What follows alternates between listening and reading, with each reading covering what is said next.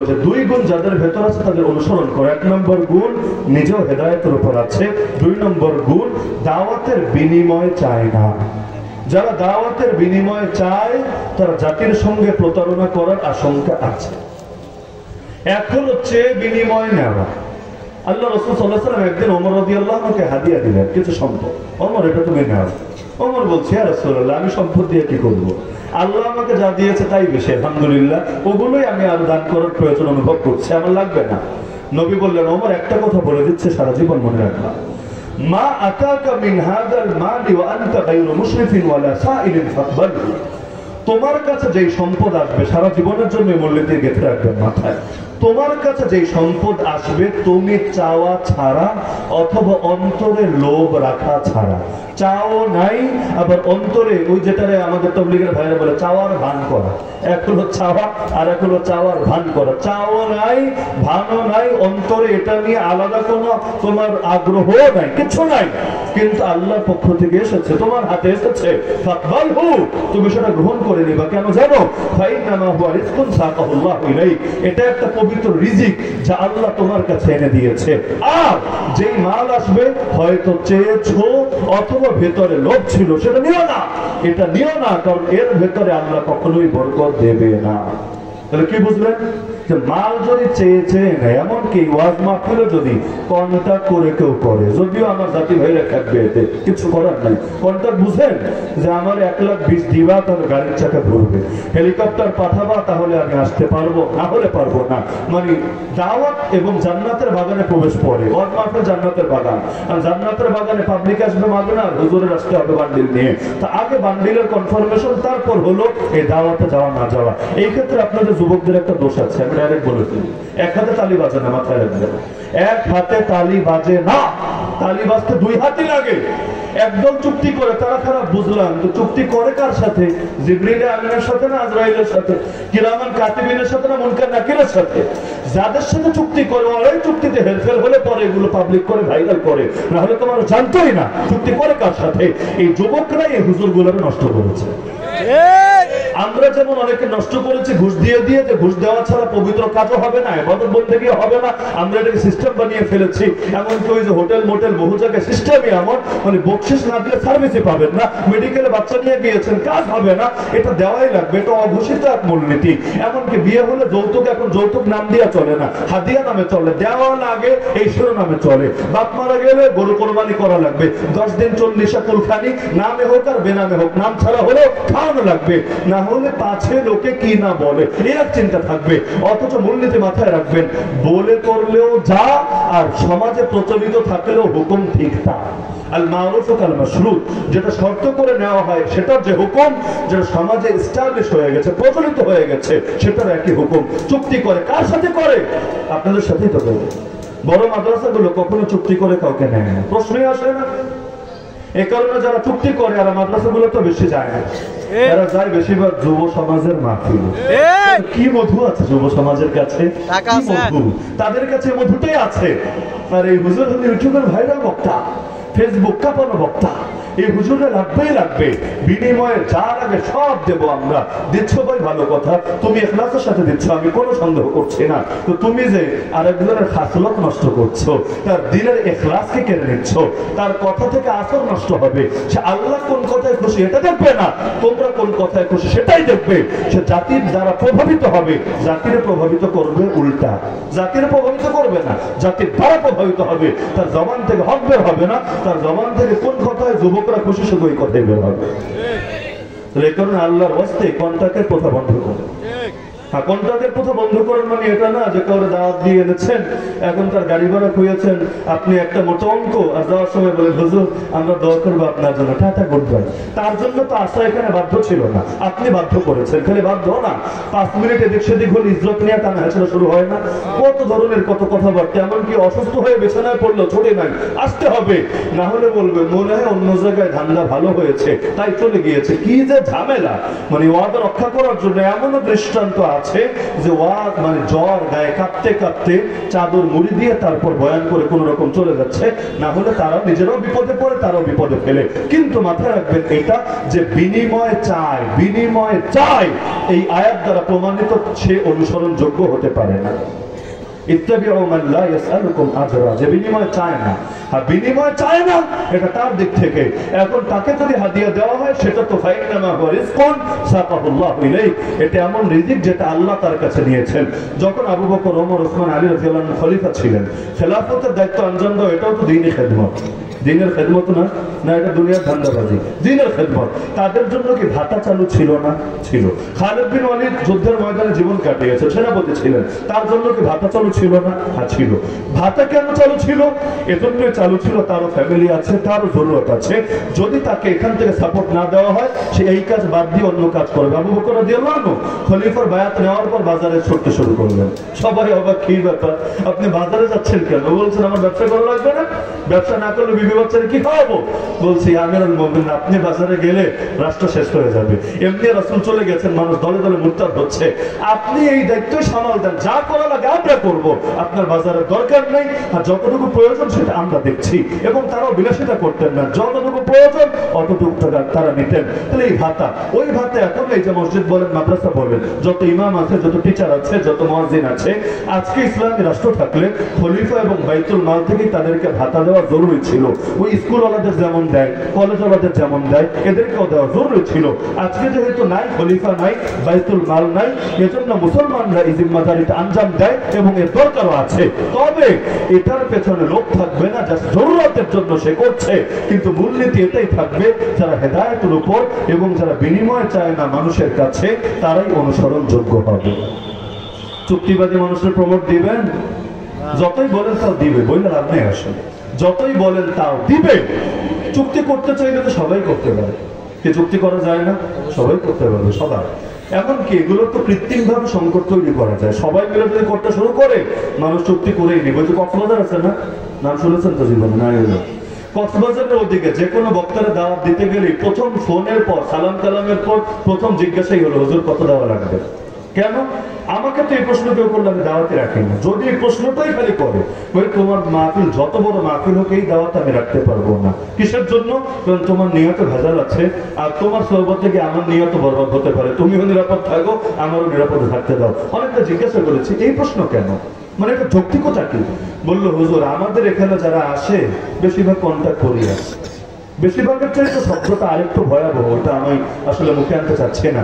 এখানে যারা আসে ওটা করেই আসে, কেউ ডাইরেক্ট খায়, কেউ ঘুরে খায়। ঘুরে খায় মানে কি নিজে বলে না, আরেকজনকে দিয়ে বলে, সিস্টেমে নেয়। নিজে বলবে কোনো ডেটই খালি নাই, আরেকজন বলবে ডেট কয়টা লাগবে রে ভাই, বিনিময় আমারে দিও 50, হুজুরে দিও 60, বাস বাকিটা চলবে। এই যে ধান্দাবাজি গুলো চলে, এটা কি আয়াতের সাথে মিললো না আয়াতের সাংঘর্ষিক হলো?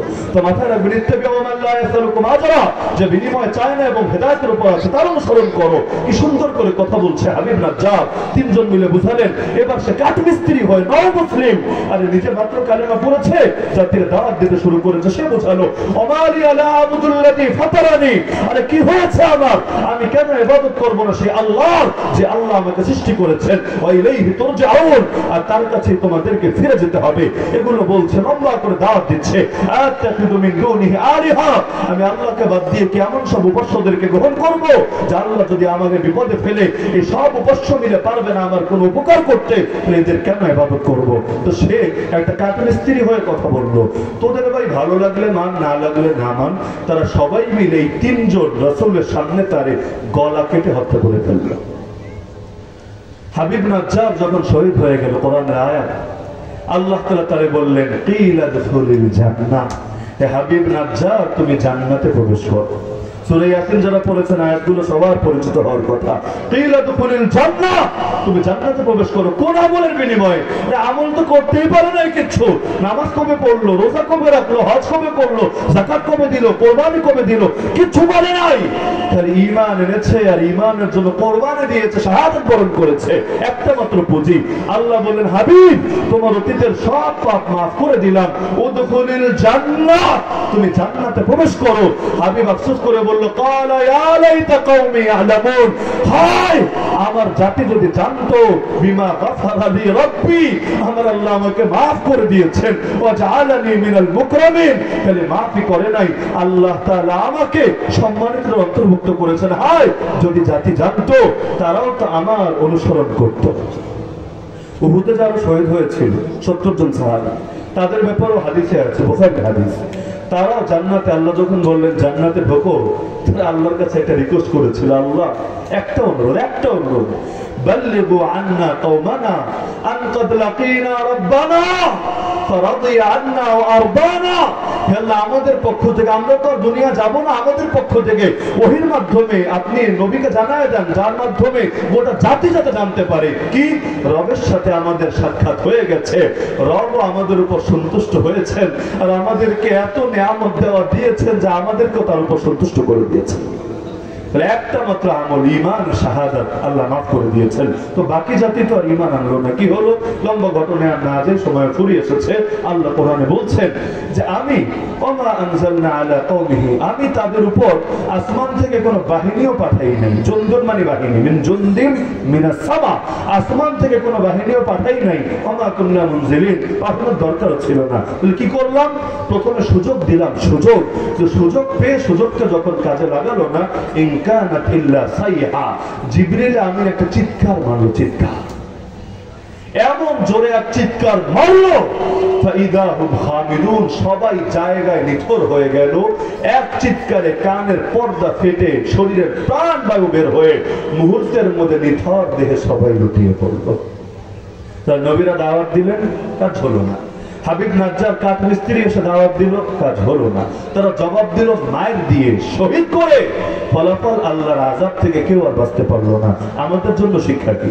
আজকে আলেম ওলামারা দাওয়াত দিচ্ছেন না, দ্বীনের দায়রা দাওয়াত দিচ্ছেন না, সময় থাকতে দাওয়াত শুনে নেন।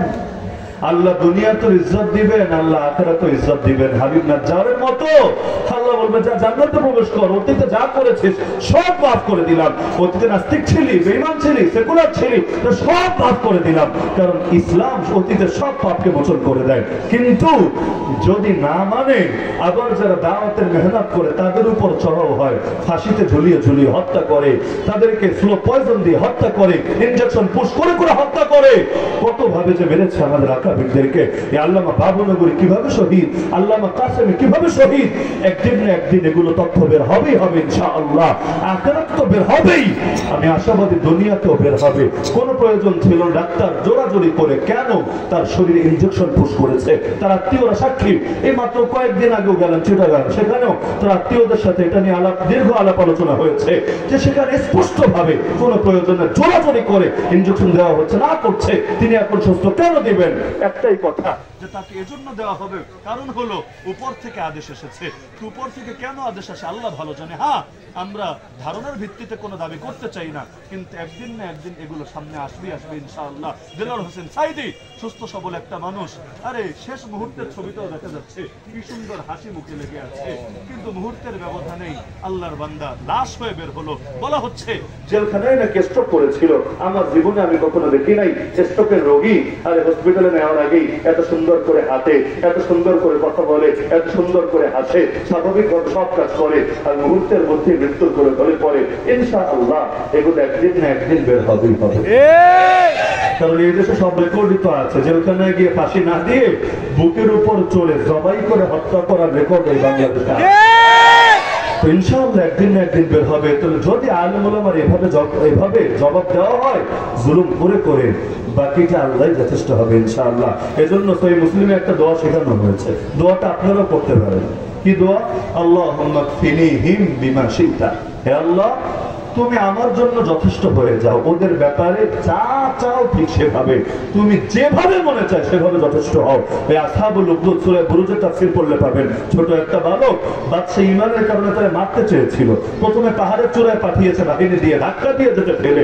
বাচ্চা কি করবে, একা বাচ্চা, বিশাল বাহিনীর সাথে। খালি এই দোয়াটা পড়েছিল, আল্লাহুম্মা কফিনিহিম বিমা শি'তা, আল্লাহ আমি অসহায়, তুমি যথেষ্ট হয়ে যাও আমার জন্য, ওদের ব্যাপারে যা চাও সেই ফয়সালা করো।